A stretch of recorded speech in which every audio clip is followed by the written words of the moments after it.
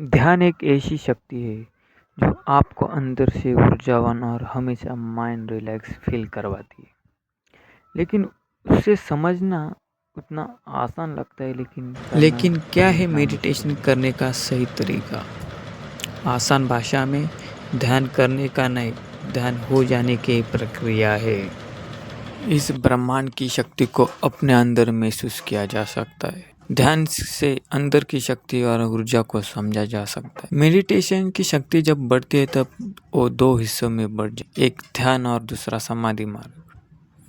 आजकल की भागदौड़ जिंदगी में थोड़ा सा समय निकालना थोड़ा मुश्किल है, लेकिन फिर भी आपकी सेहत के लिए जिस प्रकार आप खाना, फल, प्रोटीन लेते हैं, उसी प्रकार अपने माइंड की शक्ति बढ़ाने के लिए और एकाग्रता और जीरो थॉट होने के लिए आपको मेडिटेशन करना उतना भी जरूरी है। आइए समझते हैं मेडिटेशन के प्रकार। पहला, माइंडफुलनेस मेडिटेशन। ये बौद्ध परंपराओं में सांसों पर नियंत्रण किया जाता है, जिस प्रकार उसे वर्तमान ध्यान का आधार कहते हैं।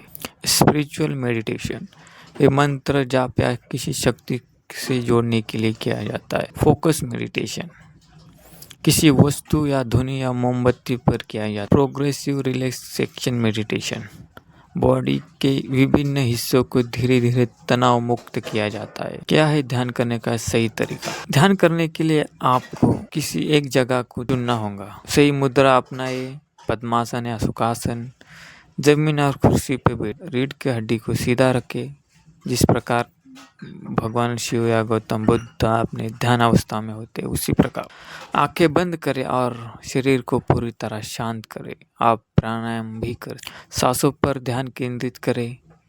पहले गहरी सांस ले और छोड़े और धीरे सांस ले और छोड़े। उसके बाद ध्यान करने के लिए सबसे आसान तरीका, आप यूट्यूब पर जाकर ओम का उच्चारण का ध्वनि सुन सकते हैं।